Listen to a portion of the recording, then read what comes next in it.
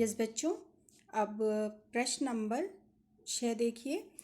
यथा निर्देशमुत्तरम, मतलब जैसा निर्देश दिया गया है वैसा प्रश्नों का उत्तर लिखना है। क है एकाम मने एक, महतिम मने विशाल या बड़ा, गुहाम मने गुफा को, दृष्टवा मतलब देखकर, सह मने उसने, अचिंत्यत मने विचार किया। ठीक है, एक विशाल गुफा को देखकर उसने विचार किया। अस्मिन् वाक्ये कति विशेषण पदानि संख्यम सह पदानि अपि लिखत। ठीक है, यहाँ पर उसने कहा कि इस वाक्य में कितने विशेषण पद हैं। कति माने कितने, विशेषण पदानि मतलब विशेषण पद हैं, संख्या सह पदानि अपि लिखित मतलब संख्या के साथ उसके पद भी लिखने हैं। कि मान लीजिए एक विशेषण है या दो विशेषण हैं तो संख्या तो लिखनी है, साथ में वो पद भी लिखने हैं जहाँ पर विशेषण है। तो बच्चों एक और महतिम, महतिम मैंने आपको बताया था विशाल, तो ये कौन सा विशेषण हुआ, गुणवाचक है ना। और संख्या एकम एक बता रहा है तो ये कैसा विशेषण हुआ, संख्यावाचक। तो यहाँ पर कितने विशेषण हुए, दो विशेषण हुए।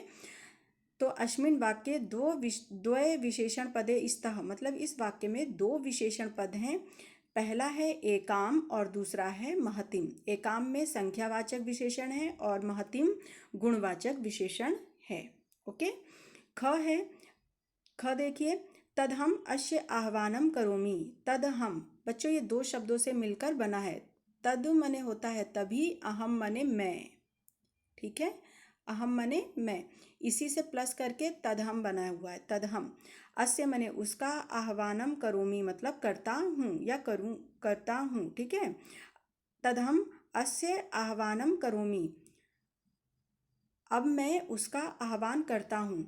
ये बच्चों किसने कहा था, ये शेर ने कहा था। और कब कहा था, जब शियार ने उससे ये कहा कि अगर तुम मेरा आह्वान नहीं करोगे, गुफा से कहा ना कि यदि तुम मेरा आह्वान या मुझे बुलाओगे नहीं, मेरा स्वागत नहीं करोगे तो मैं अंदर नहीं आऊँगा और मैं अपने लिए दूसरी गुफा ढूंढ लूँगा। तो शेर ने सोचा कि क्यों ना मैं इसका आह्वान करके इसको अंदर बुला लूँ और फिर मैं इसको खा लूँगा। तो तदहम अश्य आह्वानम करोमि, ये उसी समय का वाक्य है बच्चों। यानी अब मैं उसका आह्वान करता हूँ। अत्र मतलब यहाँ, अहम मने मैं, इति पद कस्मे प्रयुक्त। अहम शब्द जो है वो किसके लिए प्रयुक्त किया गया है, संस्कृत में शब्द को पद कहा जाता है। ठीक है, तो यह अहम पद जो है वो किसके लिए प्रयुक्त किया गया है बच्चों, किसके लिए प्रयोग किया गया है, सिंहाय यानी शेर के लिए। ओके, अगला प्रश्न देखिए।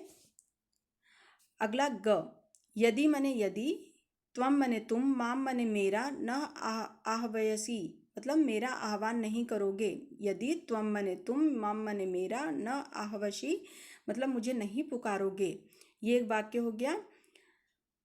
अस्मिन् वाक्ये कृत पदम किम, कृत पद मतलब होता है कर्ता, सब्जेक्ट, जिसे हिंदी में इंग्लिश में कहते हैं कृत पद, यानी इंग्लिश में सब्जेक्ट और हिंदी में कहते हैं कर्ता, और कृत पद होता है संस्कृत में।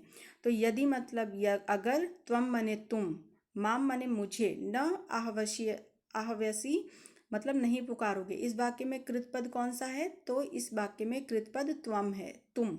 ठीक है, सिंह पद पद्धति यानी शेर के पैरों के निशान, गुहायाम प्रविष्टा मतलब गुफा में आते हुए, दृश्यते मने दिखाई दे रहे थे। अस्मिन् वाक्य क्रियापदम किम, तो क्रियापद यानी क्रिया कौन सी है, शेर के पैर गुफा में आते हुए दिखाई दे रहे थे, तो इसमें दृश्यते जो है वो क्या है, क्रियापद है।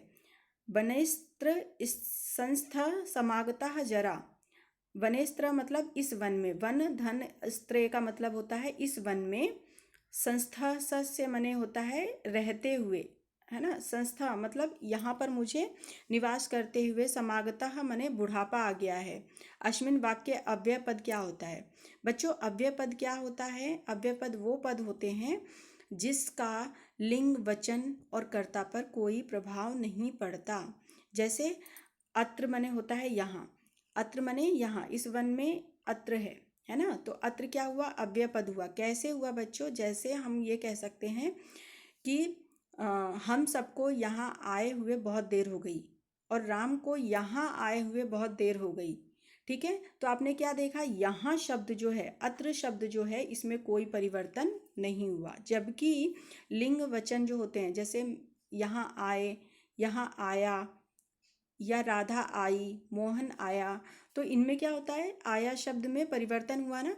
तो अव्यय पद क्या होते हैं, जो लिंग वचन और संज्ञा से किसी भी प्रकार से प्रभावित नहीं होता, उसे कहते हैं अव्यय पद।